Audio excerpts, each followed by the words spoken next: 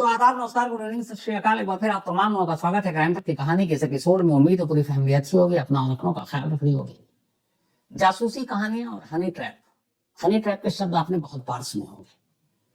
आज कहानी एक रॉ के एजेंट की और इस हनी ट्रैप की। हनी का मतलब शहद होता है और ट्रैप का मतलब किसी को फांसना, एक तरह का जाल। ट्रैप करना मतलब जाल बिछाना। और ये हनी ट्रैप यूं ही नहीं बन गया, असल में ये पहले कभी इसका इस्तेमाल किसी और चीजों के लिए किया जाता था। जानवरों को और बाकी चीजों को जाल में फंसाने के लिए उस शहद का इस्तेमाल होता था और उस शहद की वजह से सारा जाल बिक जाता था और जिसको फंसाना है वो फंस जाता है। तो वहीं से ये शुरू हुआ। बाद में हनी ट्रैप लड़कियों के लिए इस्तेमाल होने लगा। अगर किसी केस में किसी को फंसाना है, और ये हनी ट्रैप अमूमन बड़े बड़े बिजनेसमैन, जासूस, एजेंसियां, फोर्स, इनके लिए बड़ी कारगर साबित होती है। दुनिया की शायद ही कोई खुफिया एजेंसी जो हनी ट्रैप का इस्तेमाल ना करती हो। मोसाद ने तो इसका भरपूर इस्तेमाल किया और मोसाद दुनिया की सबसे नामचीन खुफिया एजेंसियां हैं।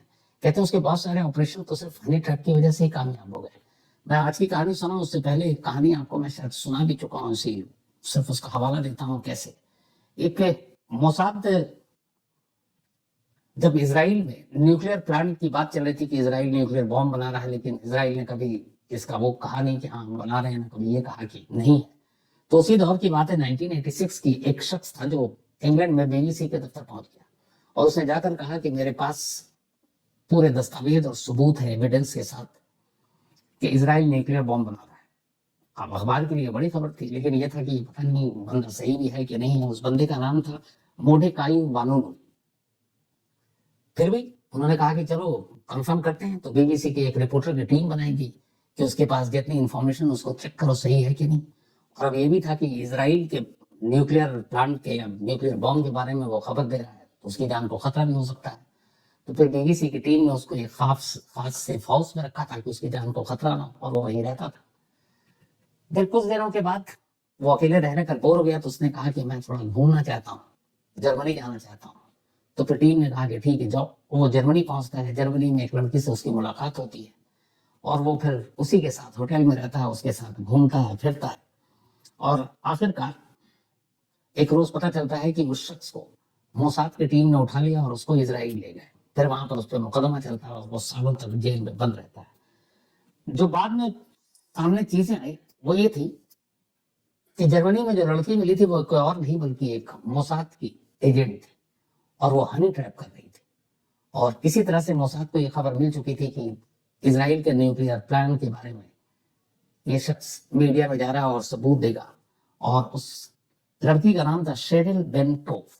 शेरिल बेंटोफ एक आम लड़की बनकर मिली वानोनू से और उसे अपने जाल में फंसाया हनी ट्रैप के जरिए, और जर्मनी में उसे पकड़ा। और जर्मनी से ही फिर वो लोग उसको अगवा करके इसराइल ले गए और इसराइल की न्यूक्लियर प्लांट और न्यूक्लियर बॉम्ब के बारे में लीक करने के इल्जाम में मुकदमा चला और उसे सजा हुई। ये इसराइल में एक बड़ा कामयाब ऑपरेशन इसे माना जाता है। तो ये शायद मैंने कहानी सुनाई है, लेकिन आज की कहानी ये नहीं। आज की कहानी रॉ के एक ऐसे अफसर की है जो हनी ट्रैप का शिकार हुआ और जिसकी वजह से बहुत सारे एक्सपर्ट्स ये कहते हैं कि इंडिया और श्रीलंका के बीच जब एलटीटीई अपने एकदम मतलब हर तरफ जुर्म ढा रहा था, वीरप्पन, आपको याद होगा श्रीलंका का, जगह जगह धमाके, सैकड़ों लोग मारे गए। तो ये श्रीलंका का इंटरनल मैटर था, लेकिन इसमें कहीं ना कहीं इंडिया इन्वॉल्व था। उसकी वजह ये थी कि तमिल और बाकी लोगों के बीच में सारी जंग चल रही थी और हमारे तमिलनाडु के जो तमिल के लोग हैं तो उनकी बड़ी सिंपैथी थी, क्योंकि आधा रिश्तेदार जैसे कहते हैं कि बहुत सारे इंडिया में कि जब बंटवारा तो हो गया, लेकिन बहुत सारे ऐसे पाकिस्तान में मुस्लिम फैमिली हैं जिनके रिश्तेदार यहाँ हैं, कई जिनके यहाँ हैं उनके वहाँ भी।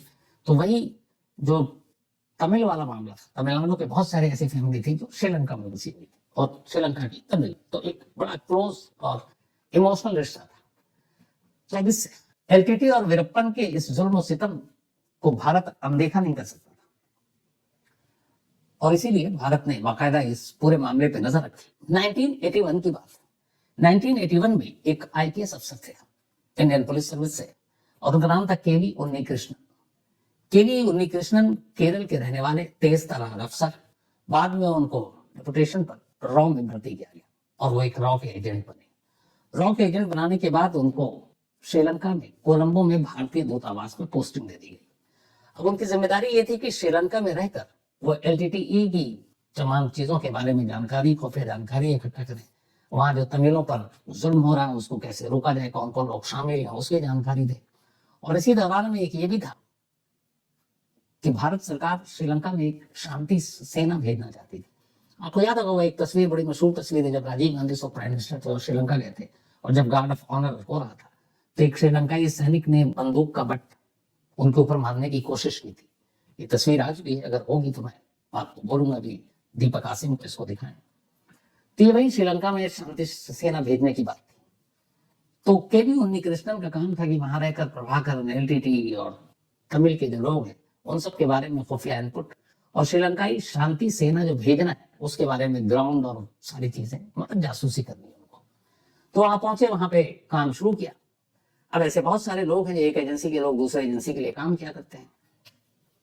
तो इत्तेफाक से कोलंबो में रहने के दौरान उन्नीकृष्णन की मुलाकात CIA के एक एजेंट से हुई जो वहां अमेरिकी एम्बेसी में रहा करता था। अब CIA से भी हमारी दोस्ती है, बहुत सारी चीजों में जानकारी लेते हैं। और यहाँ श्रीलंका था, जैसे अमेरिका का कोई ऐसा नहीं जो हमारे इंटरेस्ट में बीच में आ रहे हैं।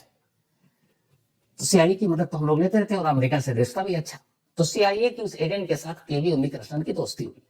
अब दोनों कोलंबो में मिलते, बाहर जाते, पार्टी भी करते। और इसी दौरान में वहां दोनों कई लड़कियों के संपर्क में आए। धीरे धीरे दोस्ती बड़ी गहरी हो गई और उनके दिन अच्छे कटने लगे। लेकिन करीब 4 साल तक श्रीलंका में रहने के बाद, तो श्रीलंका और श्रीलंका की LTT, Prabhakaran, Tamil peace force जो भेजना है उसके बारे में काफी इनपुट, काफी इंफॉर्मेशन उन्नीकृष्णन ने ईमानदारी से हासिल की और उससे भारत सरकार को बड़ा फायदा हुआ। तो जब वो एक्सपर्ट हो गए इसके 1985 में, इसके बाद एक बार दिल्ली आते हैं उन्नीकृष्णन, बल्कि उनको दिल्ली बुलाया जाता है। दिल्ली बुलाने के बाद अब उनके इस काम को देखते हुए रॉ उन्हें एक और जिम्मेदारी सौंपती है। रॉ उन्हें कहती है कि हमारे प्राइम मिनिस्टर राजीव गांधी ने श्रीलंका में शांति सेना भेजने का फैसला कर लिया। अब आप चूंकि कोलंबो में 4 साल तक वहां की सारी चीजें जानते हो, तो इसको लेकर आप चेन्नई, उस वक्त मद्रास हुआ करता था, तो आप मद्रास जाओ और इस पूरे ऑपरेशन को कोऑर्डिनेट करो कि शांति सेना कैसे भेजनी है, क्या क्या अड़चने आ सकती हैं, कहाँ कहाँ है, कोई हमला ना हो जाए शांति सेना पर, क्योंकि LTT इसके खिलाफ थी कि कोई भी बाहरी देश अपनी सेना ना भेजे। तो हम तो श्रीलंका के लिए बाहरी देश थे। तो उन्नीकृष्णन को बुलाया गया दिल्ली, और दिल्ली में कहा गया कि अब आप कुछ दिन कोलंबो छोड़ो और आप मद्रास जाओ, और मद्रास में रहकर आप इस श्रीलंका में जो पीस फोर्स जा रही है, आप इस पूरे ऑपरेशन को संभालो। अब वो पहुंच गए मद्रास, श्रीलंका के सारे इनपुट वहां के जो उनके अपने बाकी जासूस थे उससे सारी मदद ले रहे थे। इसी दौरान में एक रोज मद्रास में उन्नीकृष्णन के पास एक फोन आता है। फोन करने वाली सामने से एक लड़की थी। लड़की कहती है कि मैं पैन अमेरिकन एयरवेज में एयर होस्टेस हूं, और मतलब मैं पूछा गया। तो उन्नीकृष्णन पहले तो चौंकते हैं, वो कहते हैं कि ये मेरा नंबर आपके पास कैसे, और इन लोगों का नंबर सार्वजनिक तो होता नहीं था क्योंकि एजेंट है। तो इस नंबर पे जब उस लड़की की आवाज आई तो उन्नीकृष्णन चौंके, और उन्होंने कहा ये नंबर आपको किसने दिया और कहां से मिला। तब वो बताती है एयर होस्टेस, ये नंबर मुझे आपके अमेरिकी एम्बेसी वाले दोस्त ने दिया। अब वही दोस्त जिसके साथ कोलंबो में CIA के एजेंट के साथ इन्होंने खूब मस्ती की थी। तो जब ये पता चला कि उस दोस्त ने दिया तो उन्होंने कहा ठीक है। फिर उन्होंने कंफर्म करने के लिए उस दोस्त को फोन किया, CIA एजेंट को। तो उसने बोला हाँ बहुत अच्छी लड़की, एक बार मिल। तो फिर बोलता है ठीक है, कंफर्म हो गया। उन्नीकृष्णन साहब खुश। इसके बाद फिर वो उस लड़की से बातचीत होती है, वो कहती है मुंबई में हूँ, अगर आप उस वक्त बॉम्बे था तो आएंगे, तो अभी मेरी यहाँ पे फ्लाइट 2-3 दिन बाद की है, तो हम मुलाकात कर सकते हैं। उन्नीकृष्णन ने फौरन मद्रास से फ्लाइट पकड़ी, मुंबई पहुंच गए। मुंबई में दोनों एक होटल में रुकते हैं 2 दिन, और फिर वो वहां से वापस मद्रास लौट आते हैं, फिर अपने काम पे लग जाते हैं। कुछ महीना बीतता है। कुछ महीने के बाद अचानक एक रोज फिर उसी एयर होस्टेस का फोन आता है, और इस बार वो कहती है कि आपके लिए एक ऑफर है, मैं जा रही हूँ सिंगापुर फ्लाइट लेकर, तो अगर आप चले तो हॉलीडे भी हो जाएगा, फ्लाइट की टिकट भी फ्री, होटल भी फ्री, खाना पीना सब फ्री। ऑफर है क्योंकि मैं एयर होस्टेस हूँ तो मुझे मेरी एयरलाइंस की तरफ से ऑफर दिया गया। तो अब और तो मैं किसी को जानती नहीं हूँ, कोई मेरा फ्रेंड है नहीं, आप ही का याद आई। उन्नीकृष्णन खुश, उन्होंने कहा इससे बेहतर क्या होगा। अब दोनों सिंगापुर पहुंच गए। सिंगापुर में दोनों ने छुट्टी मनाई 6 दिन तक। सिंगापुर से छुट्टी मनाने के बाद वापस उन्नीकृष्णन मद्रास लौट आते हैं, फिर अपने काम पर लग गए। काम पर लग गए, इसके बाद किसी काम के सिलसिले में एक रोज वो दिल्ली पहुंचे। जब दिल्ली पहुंचे तो उनके पास एक फोन आया। इस बार फोन यूएस एम्बेसी से था, नई दिल्ली में। फोन पे वही उनका कोलंबो वाला सीआईए का एजेंट दोस्त। वो कहता है, यार तुम दिल्ली में हो तो आ जाओ एम्बेसी, आज मुलाकात करते हैं और तुम्हें कुछ इनपुट, कुछ खुफिया जानकारी भी देंगे। उन्हीं कृष्णन खुशी खुशी एम्बेसी पहुंच जाते हैं। जब एम्बेसी पहुंचते हैं तो थोड़ी देर की बातचीत के बाद उनके टेबल पर उन्हीं का वो सीआईए का दोस्त एक लिफाफा रखता है। वो लिफाफा खोलते हैं कि शायद इसमें मेरे लिए कुछ जानकारी, लेकिन लिफाफा खोलते ही जो चीजें दिखती हैं, जब वो देखते हैं तो उनके होश उड़ जाते हैं। उस लिफाफे में वो सारी तस्वीरें थी जो उस एयर होस्टेस के साथ उन्होंने मुंबई में और फिर उसके बाद सिंगापुर में और उससे पहले कोलंबो में अलग अलग लड़कियों के साथ गुजारी थी। उन्हीं कृष्णन तस्वीरें देखते ही समझ चुके होते हैं कि वो हनी ट्रैप का शिकार हो चुके हैं। अब क्या करें? और बस यहीं से शुरू होती है सीआईए की एक जासूस के जासूसी कराने की कहानी। असल में इस केस से पहले हुआ ये था, ये 1985 की बात है। उससे पहले 70s के दौर में सीआईए को एक भारत में एक जासूस चाहिए था जो भारतीय सारी चीजों की जानकारी दे सके अमेरिका, और ये हर देश करता है। तो उस वक्त एक जासूस इनके कब्जे में था, वो था कुमार नारायण। कुमार नारायण थे रॉ में, लेकिन वो तमाम पीएमओ और बाकी दफ्तरों से सारी फाइलें, कीमती इंफॉर्मेशन चुरा चुरा कर सीआईए के अपने उस एजेंट को दिया करते थे और उसको सीआईए भी खरीदता था। लेकिन बाद में उनका भांडा फूट गया, वो पकड़े गए तो जेल गए और साथ ही रॉ की नौकरी गई। तो अब सीआईए का वो कॉन्टेक्ट टूट गया। अब रॉ में कोई और उनका अपना आदमी नहीं, और वहीं से एक तलाश शुरू हुई। जब तलाश शुरू हुई तो उनकी नजर कोलंबो में उन्नी कृष्णन पर पड़ी। यंग, नया नया फोर्स में आया, शौक भी है पार्टी करने का, लड़कियों के साथ घूमने का। तो बस यहीं से उसको जाल में फंसाने का काम शुरू हुआ। पहले सीआईए के एजेंट ने दोस्ती की, फिर उसको लड़कियों से मिलाया, फिर मुंबई भेजा, फिर सिंगापुर भेजा। ये सारा प्लान का हिस्सा था और तमाम खुफिया तस्वीरें उसकी खींच ली और वही तस्वीरें टेबल पर उन्नी कृष्णन के सामने।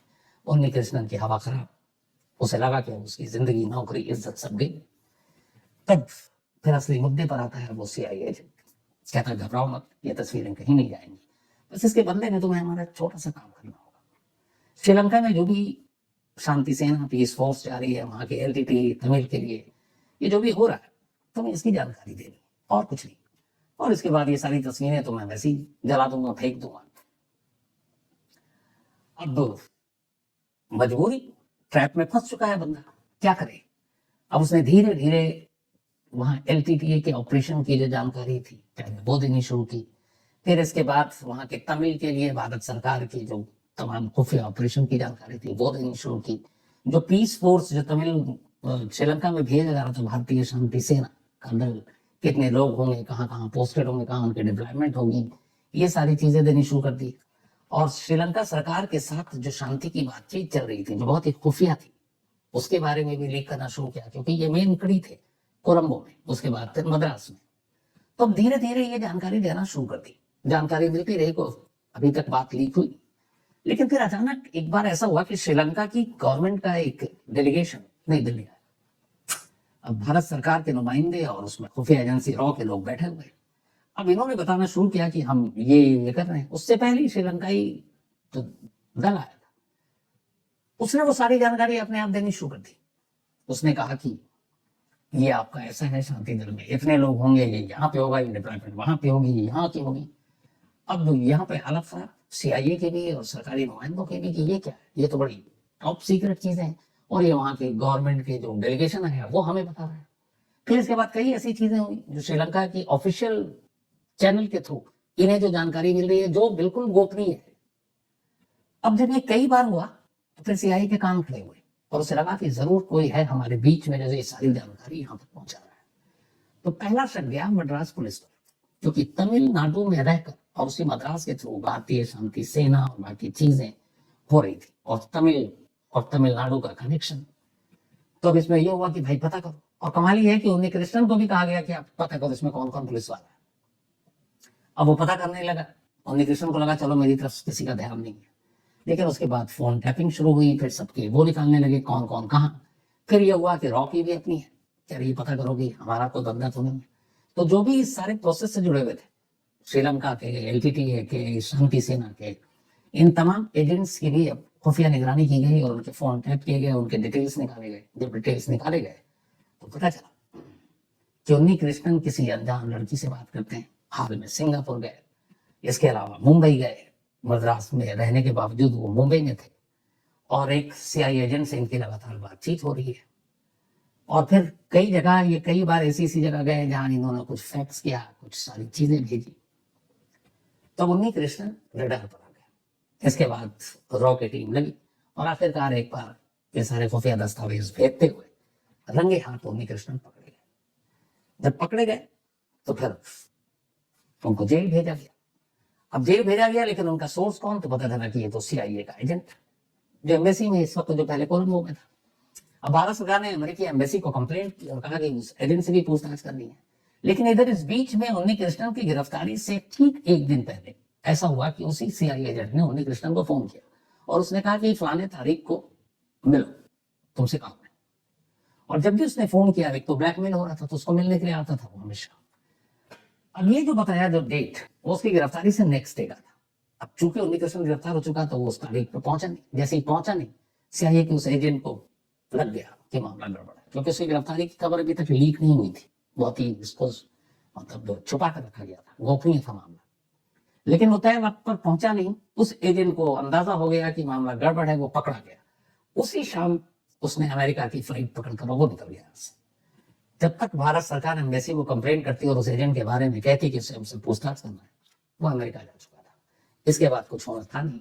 उन्नी कृष्णन को इसके बाद तिहाड़ जेल भेजा गया, लेकिन 1 साल के बाद ही उन्नी कृष्णन बरी हो गए। उसकी वजह ये थी कि जासूसी के सीधे जो सबूत थे पुख्ता, वो नहीं मिल पाए। तो 1 साल के बाद बरी हो गए, लेकिन रॉ से उनको बाहर कर दिया गया। कहते हैं कि श्रीलंका और भारत के बीच में जो शांति सेना और ये सारी चीजें जो नाकाम हुई थी, उसकी बहुत बड़ी वजह एक ये जासूसी थी।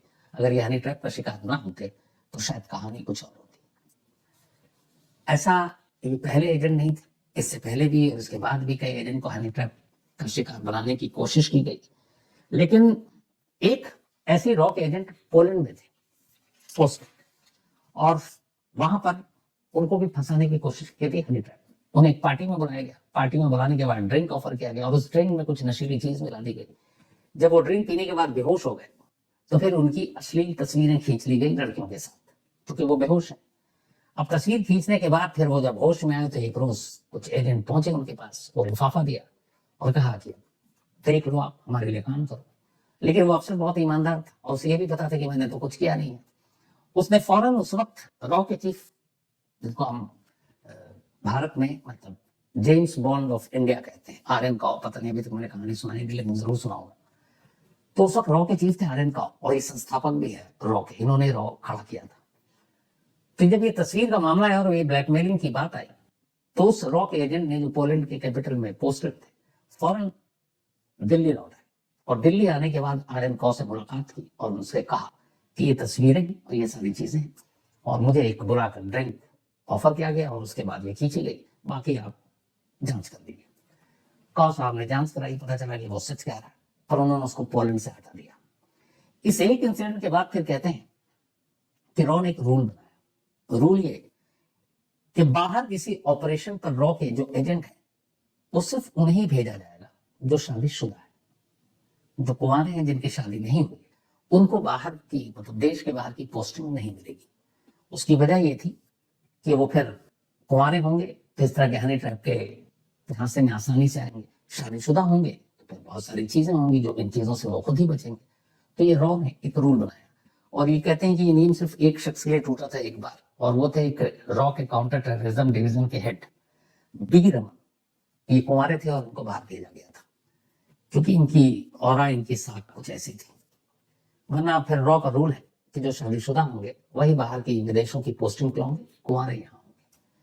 अभी हाल में पाकिस्तानी खुफिया एजेंसी ISI ने भी बहुत सारे ऐसे, रॉ को छोड़िए बाकी जो हमारी एजेंसियां हैं, इवन इसरो तक की कुछ साइंटिस्ट को इसी हनी ट्रैप में फंसाने की कोशिश की थी।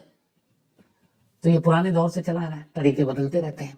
तो एक जासूस को दूसरा जासूस भी कैसे ट्रैप करता है, ये इन चीजों से पता चलता है। इसीलिए कहते हैं कि एक जासूस अच्छा जासूस वो है जो जब भी किसी अनजान शख्स से मिले तो एक बार नहीं 100 बार सोच कर मिले, और उसे ये पता होना चाहिए कि कभी भी कहीं भी कुछ भी उसके साथ किया जा सकता है। तो आज कहानी में इतनी है। अब आपसे मुलाकात होगी कल रात 9 बजे किसी नई कहानी के साथ। तब तक अपना और अपनों का ख्याल रखिएगा। Thank you very much. तो दोस्तों, आपको कहानी कैसी लगी कमेंट सेक्शन में ज़रूर बताएं। अगर आपको इस कहानी से शिकायत है तो हमारी मेल आईडी पर मेल करें, हम इस कहानी को चैनल से डिलीट कर देंगे। और अगर आपको कहानी अच्छी लगी हो तो लाइक एंड सब्सक्राइब करना ना भूलें। इससे आपका तो कुछ नहीं जाएगा पर हमारा मोटिवेशन ज़रूर बढ़ेगा। धन्यवाद।